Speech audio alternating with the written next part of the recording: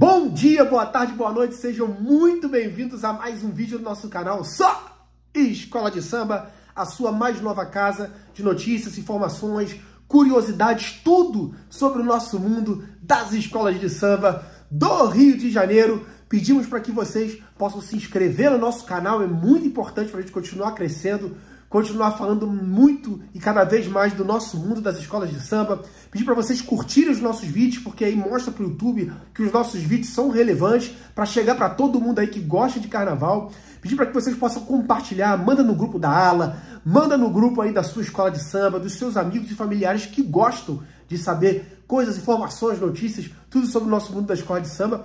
E também comenta aqui embaixo para gerar um debate legal que também mostra para o YouTube que o nosso vídeo é relevante, é importante para todo mundo aí que gosta de acompanhar o nosso mundo. Principal notícia de hoje, principal análise de hoje, tema principal do nosso vídeo, falando sobre o enredo da Unidos de Padre Miguel, o enredo da UPM para 2026. A UPM anunciou aí nas suas redes sociais, como a gente sempre fala, vamos fazer aqui uma análise inicial do enredo. A gente só vai saber aí no detalhe o que caminhos o nosso carnavalesco Lucas Milato, da Unidos de Padre Miguel, vai seguir para o desfile de 2026, mas a gente consegue aqui, de acordo com o enredo, com o tema que foi lançado pela escola, falar um pouco aí de caminhos que a escola pode seguir, que a escola pode escolher para levar o seu carnaval para a avenida em 2026.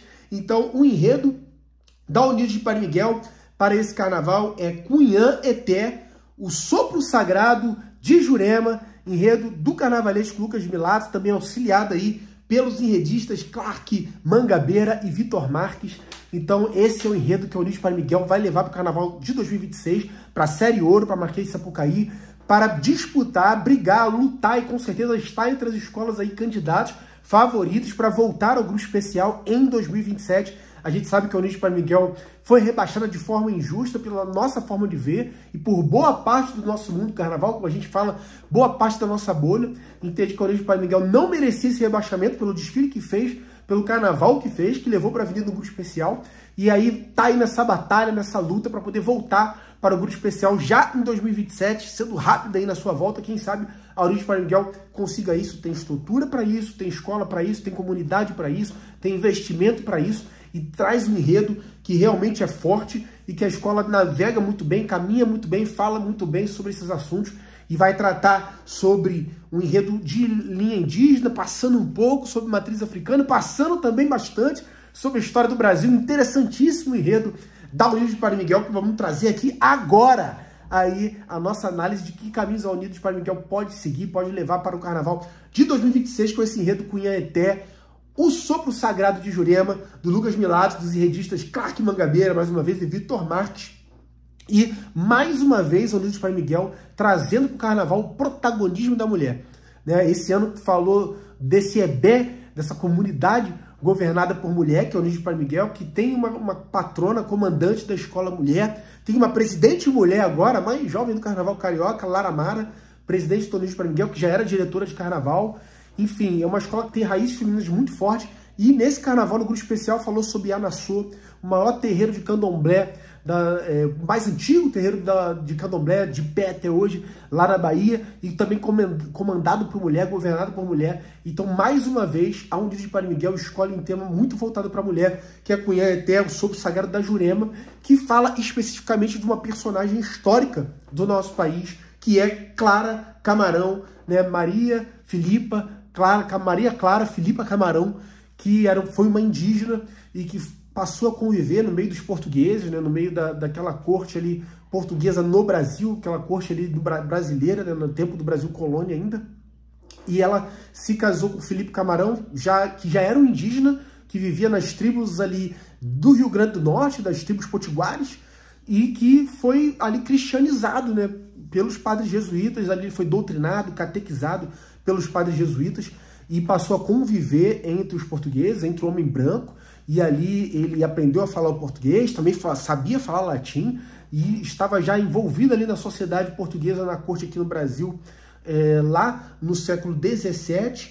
Então, por esse motivo, lá no século XVII, e por esse motivo ele também levou a mulher que já tinha casado né, com ele desde os tempos indígenas para também conviver nessa sociedade que era Cunhã-Eté, que ganhou o nome cristianizado, o nome português de Clara Camarão e que foi parte importante da história do Brasil. E sobre essa mulher que está no livro dos Heróis Nacionais desde 2017, que é uma figura importante da história do Rio Grande do Norte, da história do Natal, da história de Pernambuco, de toda a região Nordeste, de todo o Brasil, e que, mais uma vez, é um nome que não é tão conhecido assim. Até a história de Felipe Camarão, a gente escuta na escola falar sobre isso, até quando vai falar sobre as invasões holandesas em Pernambuco, que passa muito sobre essa história, vamos falar com mais calma aqui sobre isso. Mas sobre a história de Clara Camarão especificamente, a gente não escuta muito, né? Não escuta muito falar, e aí mais um personagem importante da história brasileira deixado de lado, que vem sendo trazido à luz, vem sendo colocado no foco, né, da nossa visão através do carnaval, através do Eunídio de Padre Miguel. Então parabéns ao Eunídio de Padre Miguel por trazer à luz para que nós possamos conhecer ainda mais, conhecer melhor a história de Clara Camarão, da Cunhã-Etã, o sopro sagrado de Jurema, esse enredo da Eunídio de Padre Miguel para 2026. Então é importante a gente entender que o primeiro significado desse nome Cunhã-Etã. Por que ele vai falar de Cunhã-Eté? Porque Cunhã-Eté tem um significado em Tupi-Guarani de mulher de verdade, de mulher forte, de beleza interior e de beleza exterior. Então era assim que era vista, porque ela participou de muitas batalhas ao lado de Felipe Camarão e ela mesmo liderou várias guerreiras indígenas nas batalhas de Portugal contra a Holanda. Contra a Holanda tentou invadir o Brasil, chegou a invadir, chegou a dominar Recife, chegou a dominar Olinda e fazer a Holanda portuguesa, a Holanda brasileira, né? Esse Brasil holandês, né? Essa terra holandesa em território brasileiro, quando Maurício de Nassau veio para cá para poder tentar colonizar o Brasil e dominar aquela região ali do Brasil, aquela região de Pernambuco, sob poderio holandês. Isso que já foi enredo da Imperatriz Leopoldinense, enredo que falou sobre Maurício de Nassau, aquele enredo que a gente lembra de Rosa Magalhães. Sonhava Nassau, como Holanda tropical Nassau, e nesse sonho ele então pediu: quero te ver Brasil, quero te ver Brasil, Brasil. Né? Então Maurício de Nassau, deixa eu só lembrar aqui, pesquisar aqui para ver que ano que foi esse enredo da Imperatriz Leopoldinense, da Rosa Magalhães. Vocês sabem aí de cabeça, com certeza. E agora faltou aqui o ano do enredo de 1999, né? Imperatriz Brasil mostra sua cara em teatro, um réu natural, um brasileiro, aqueles nomes, né, complexos que a Rosa Magalhães coloca. E nesse ano a Imperatriz foi campeã do Carnaval, em 1999, depois sendo tricampeã em sequência, né? Ganhando em 2000, naquele Carnaval que todas as escolas tiveram que trazer enredos da história do Brasil, sobre os 500 anos do Brasil, e depois sendo campeã ainda em 2001, fazendo esse tricampeonato, e em 1999 foi campeã aí com 269 pontos naquele Carnaval. E a Imperatriz Leopoldinense falando sobre Maurício de Nassau e essa invasão portuguesa.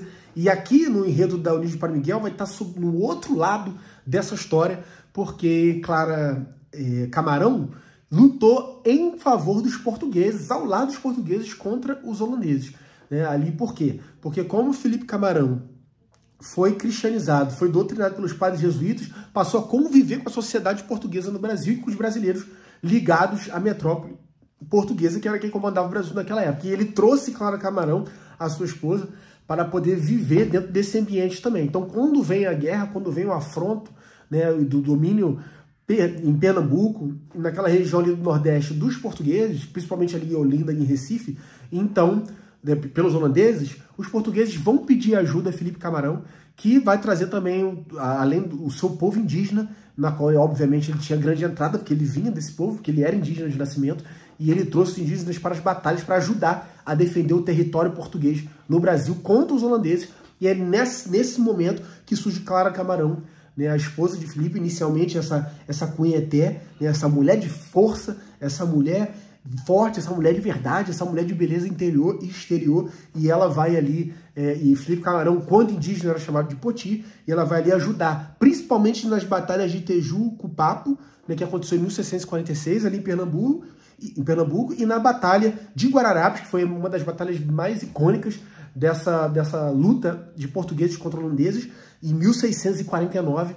E ali, inclusive, nessa batalha, Felipe Camarão vai sair bastante ferido, Poti vai sair bastante ferido e vai morrer alguns dias depois. E aí, depois disso, a Clara Camarão, a Cunheté, ela vai se refugiar de volta nas aldeias e nunca mais vai ser vista, nunca mais vai ser lembrada, nunca mais vai ser lembrada, não, está sendo lembrada até os dias de hoje, não é à toa que é enredo aqui da União de Padre Miguel, mas aí não vai ter mais registros, né, da história dela após a morte do Felipe Camarão. Então são símbolos de luta contra o conquistador, história do povo contada pelo ponto de vista, porque sempre a gente vê muito sob o ponto de vista de Felipe Camarão, sob o ponto de vista masculino, sob o ponto de vista dos homens, e aqui no União de Padre Miguel vamos ter essa história da invasão holandesa, da luta dos portugueses contra os holandeses, auxiliados pelos indígenas ali potiguares, pelo ponto de vista da Clara Camarão, pelo ponto de vista da mulher e da mulher indígena. Então realmente tem um significado também social, né? Um significado de ensinamento histórico, de educacional para todos nós, muito importante ver essa história, essa parte da história do Brasil contada pelo ponto de vista da mulher indígena. Então eu tenho certeza que de alguma forma o Lucas Milato e também os enredistas vão passar por esse caminho aqui, né? Falar aí das origens, falar dessas batalhas contra os holandeses, sim, de alguma maneira passar pelo Felipe Camarão, mas mais como coadjuvante, dando todo o protagonismo para Clara Camarão, todo o protagonismo para Cunheté, para essa indígena, para essa mulher indígena. A história também vai se conectar com a história da fé, porque tem a fé indígena do Toré e da Jurema.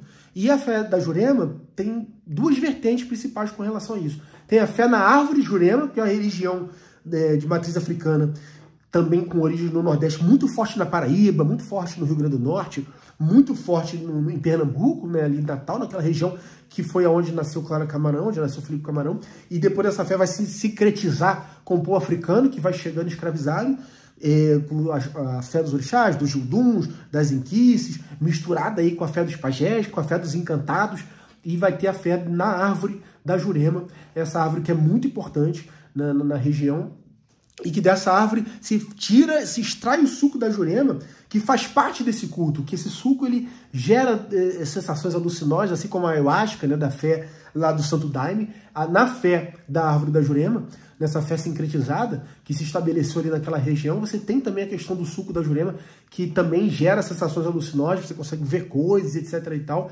e isso faz parte ali da cultura daquele povo, e é uma fé também que se apega muito nas questões das ervas, né, dessas ervas medicinais que vão vir para poder curar o homem, né, através da fé, do conhecimento indígena nas ervas. Então é muito importante essa linha espiritual do enredo, que com certeza vai pegar muito por aí o União de Padre Miguel, principalmente porque é uma característica da escola, tem muito a ver com a história da escola, que sabe falar muito bem de temas espirituais, e falar desse tema espiritual, desse lado espiritual indígena, que com certeza está ligado às raízes da Clara Camarão, da Cunheté. Então é muito importante. Com certeza a gente vai ter coisa ali. Imaginamos, né, nessa análise inicial do enredo da UPM, que a gente vai ter coisa relacionada a isso ali no enredo da UPM, né? Vamos ter a árvore Jurema, talvez algo sobre esse suco da árvore de Jurema e essa manifestação religiosa, né, que passa assim pela matriz africana e muito pelas raízes indígenas.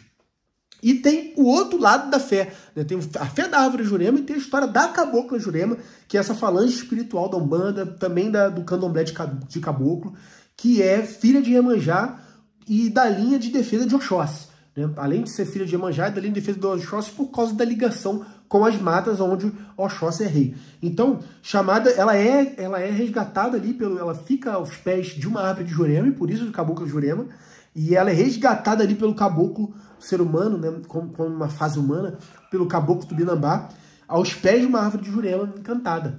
Então, por isso, essa história da cabocla Jurema, que de alguma maneira pode também se interligar dentro do enredo do União de Padre Miguel. O União de Padre Miguel pode puxar esse véu aí também, falando tanto sobre a árvore Jurema, como também a fé na cabocla Jurema, que tem força ali naquela região por causa das histórias do povo indígena, muito fortificadas naquela região, e da fé que permaneceu de pé até hoje na árvore da Jurema, né, nessas fés que se sincretizaram também com a fé de matriz africana. E também a ligação com a fé Toré, que é uma fé de raiz ameríndia, que os remédios da natureza, que vai pegar esse lado dos remédios da natureza, que até hoje são utilizados tanto na fé indígena, como também nas religiões de matriz africana, essa coisa de você, e também no povo da Amazônia, enfim, todo o povo da floresta, essa coisa de você acreditar na raiz medicinal que essas plantas têm, que podem trazer cura para as pessoas, e também na consulta aos caboclos. Isso aí vem da fé toré, então é muito importante aí que a gente imagina que o Eunídio Padre Miguel, que o Lucas Milato pode também navegar por esses caminhos, né? Falando aí da árvore da Jurema, falando da cabocla Jurema, passando pela fé toré de origem ameríndia. De alguma maneira isso já pode estar entronizado aí dentro do enredo do Eunídio Padre Miguel, nessa nossa análise inicial, que tem a ver com as raízes da Clara Camarão, como ela vê a sua fé, apesar de terem ali se convertido ao cristianismo, mas ela mantinha muito ligada à sua raiz como mulher indígena, até por isso ela estava o tempo inteiro em contato, a ponto de conseguir trazer com que as outras mulheres indígenas batalhassem com ela em favor dos portugueses. Então isso mostra que ela ainda estava muito ligada não só ao seu povo, mas como também às suas raízes de fé. Então eu acredito que o Eunídio Padre Miguel vai navegar por isso aí, dentro do seu enredo, nesse carnaval de 2026. Então, falando mais sobre a Cunhaeté, falando mais sobre Maria Clara Filipa Camarão, ela nasceu em Natal, ali às margens do Rio Potengui, né, hoje Natal, capital de Pernambuco, ali no século XVII, e junto com seu marido, Felipe Camarão, como falamos aqui, se converteram ao cristianismo e se manteram ligados ali ao seu povo indígena, a ponto de conseguir trazer eles para batalharem contra os invasores holandeses. O que é muito bonito, e o que é muito forte, é muito representativo, eu tenho certeza que isso vai estar sim no enredo do Eunídio Padre Miguel, é ela como uma mulher forte, como uma mulher guerreira, ter se colocado como liderança para poder arregimentar outras mulheres indígenas para participar dessas batalhas, na qual ela é demonstrada aí por relatos históricos que ela tinha muita habilidade com arco e flecha. Então, com certeza a gente vai ver isso bastante na avenida. Tinha muita habilidade com catap, né, nas batalhas, também muita habilidade com as lanças. Então, de fato, era uma mulher guerreira que comandava mulheres guerreiras. Então, não precisa a gente pode exaltar a história do nosso país. A gente pode exaltar a história do Brasil, as nossas grandes heroínas. Às vezes a gente exalta aí a Mulher Maravilha, Diana, né? A Princesa das Amazonas, junto com um monte de mulheres amazonas, guerreiras e tal, o feminismo que a gente vê aí no cinema. Por que não também lembrar das grandes mulheres brasileiras? E Filipa Camarão, Clara Camarão, Maria Clara Filipa Camarão, Cunhaeté, era essa guerreira que comandava essas mulheres, tal qual uma Mulher Maravilha da vida. Então é uma guerreira realmente que merece ser exaltada dentro da nossa história, e é muito bom ver um tema como esse no carnaval, ver um tema como esse sendo enredo de uma escola de samba potente como a Eunídio Padre Miguel. Inclusive, como a gente chegou a falar aqui durante essa análise, existe um reconhecimento hoje já, né, de órgãos oficiais a essa história. A sede da prefeitura de Natal, né, no Rio Grande do Norte, homenageia o marido dela, Poti, Felipe Camarão. Então é o Palácio Felipe Camarão, a sede do governo de Natal é o Palácio Felipe Camarão. Ela tem nome de ruas no Rio de Janeiro, em Natal, em várias cidades do Brasil que se chamam Clara Camarão, em homenagem a essa guerreira indígena. E, como também já cheguei a falar aqui, no livro dos heróis nacionais, né, que existe lá em Brasília, na Praça dos Três Poderes, onde você pode visitar e ver ali que líderes são esses, que nomes são esses, que heróis nacionais são esses que são reverenciados dentro do nosso país. O nome dela já foi incluído nesse livro de heróis e heroínas do nosso país. Desde 2017, ela está compondo aí esse livro e mostrando a importância dela como guerreira, como na história do Brasil, brasileira, filha dessa terra, mulher indígena que ajudou a expulsar os invasores holandeses. É lógico que, assim, é um enredo que também não é chapa branca. Não adianta dizer que ela foi uma indígena que lutou pela liberdade do povo indígena, que ela foi uma indígena que lutou realmente para defender os direitos da mulher indígena. Não foi bem isso. Ela se cristianizou realmente junto com o seu marido. Talvez a única forma que eles tinham ali, o que eles tiveram de sobreviver naquele tempo. A gente sabe que teve muita matança de povo indígena no nosso país também. E isso é um assunto que pode até de alguma maneira ser abordado pelo Lucas Milato. Mas eles fizeram da forma que puderam ali e se cristianizaram, até num ato de resistência, num ato de sobreviver. E mais do que isso, se desenvolveram. O Felipe aprendeu muita coisa, mostrou sua inteligência, assim como a sua esposa também, assim como o Cunhaeté. Aprendeu a língua portuguesa, sabia falar latim, se entronizou do meio do povo e ali acabaram usando da sua influência, tanto entre os indígenas como os portugueses, para fazer essa ligação, para trazer o povo indígena para lutar juntamente com os portugueses. Mas isso não foi um caso isolado. Isso aconteceu aqui no Rio de Janeiro. Isso aconteceu, por exemplo, com Araribóia, que lutou ao lado dos portugueses para poder expulsar os franceses, por exemplo, aqui na Baía de Guanabara, na época da França Antártica, Vila-Gagnon, aquela coisa toda. Então não é um fato isolado. Aconteceu lá. Não é uma história que, do jeito que a gente imagina, talvez de uma história das mais bonitas no sentido de, defendeu, como eu tô falando aqui, né, o povo indígena.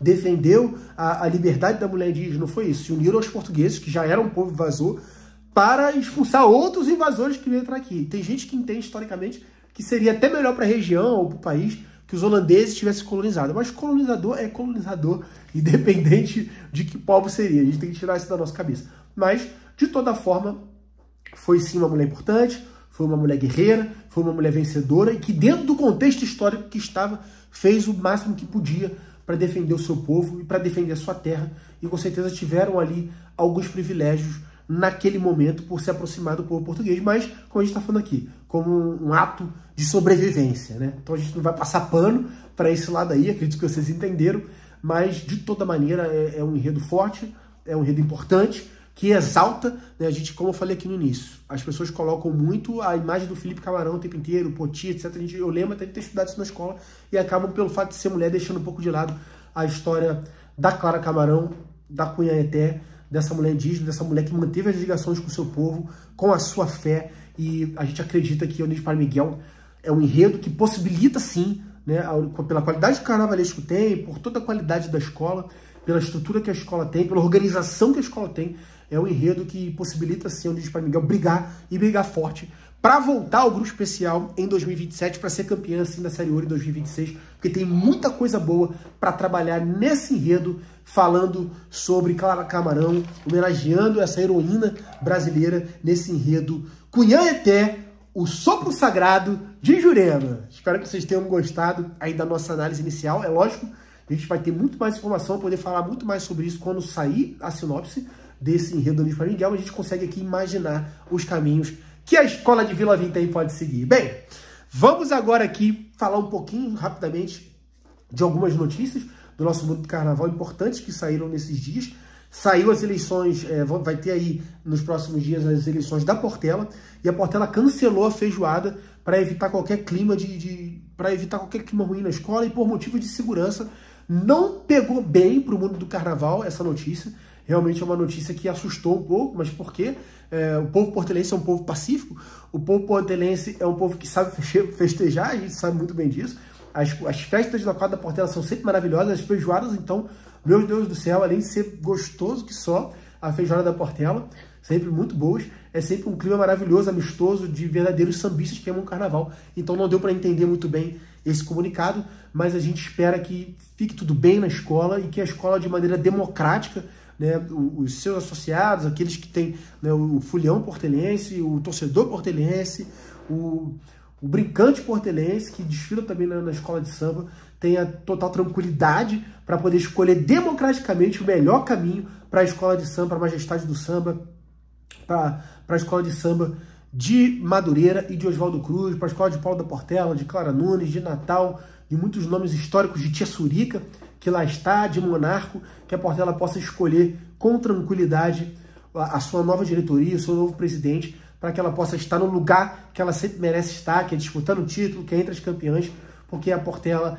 é a Portela. A gente sabe que sem a Portela, nada disso do que existe hoje estaria aqui, estaria aí, né? Estaria realmente o mundo do carnaval do jeito que é hoje, não como a gente falou aqui no vídeo sobre o Paulo da Portela, não seria o que é hoje o mundo do carnaval se não fosse o Grêmio Recreativo Escola de Samba Portela. Então, muita tranquilidade, eu tenho certeza que vai sair tudo bem e que a Portela vai escolher o melhor caminho, né, o que acha de melhor o seu componente, o que acredita ser o melhor do coração portelense. Então, boa sorte aos portelenses na decisão aí pela nova diretoria da escola, ou por manter a diretoria que lá se encontra. Mas soa estranho para o mundo do carnaval essa notícia. Esperamos aí que fique tudo bem. Esse é o nosso desejo, que a Portela escolha aí o seu melhor caminho. Praticamente a Grande Rio já anunciou o seu enredo, só falta aí o anúncio oficial. E a gente esperar aí também para poder fazer aqui a nossa análise inicial do enredo. mas tudo indica que a escola vai falar sobre o Tecnomangue, né, lá também do Nordeste, que tem Chico Science e a Nação Zumbi ali como grandes expoentes musicais, todo esse movimento musical ali que surgiu também com um grande disco histórico da Nação Zumbi, Chico Science, da Lama ao Caos, Antônio Gonzaga. Então, para falar desse Tecnomangue, desse estilo musical que surgiu ali no lugar e que também produziu muita cultura para a região ali do Nordeste brasileiro, então ali principalmente nos anos 90. Vamos ver que caminhos a Grande Rio vai seguir, a gente vai pensar bastante sobre isso para poder depois trazer um vídeo aqui, mas que tudo indica é sobre isso mesmo, que o carnavalesco Antônio Gonzaga vai falar no Acadêmicos do Grande Rio. Agora, desde já posso dizer, não considero que seja um enredo fácil de se trazer, não.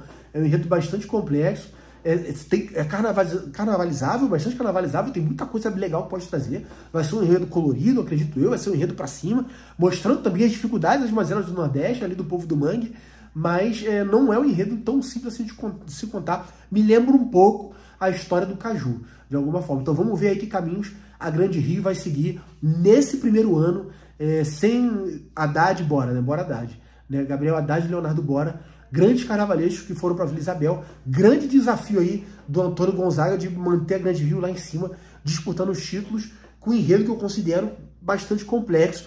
Carnavalizável, tem muita história legal para contar, mas que o carnavalesco vai ter que ter muita habilidade, qualidade ele tem, talento ele tem que fazer isso para poder navegar por esse enredo aí da Acadêmicos do Grande Rio. E a última notícia de hoje saiu aí no SRZD, né, a página famosa do Sidney Rezende, mais uma pesquisa falando sobre as nossas escolas de samba aqui do Rio de Janeiro.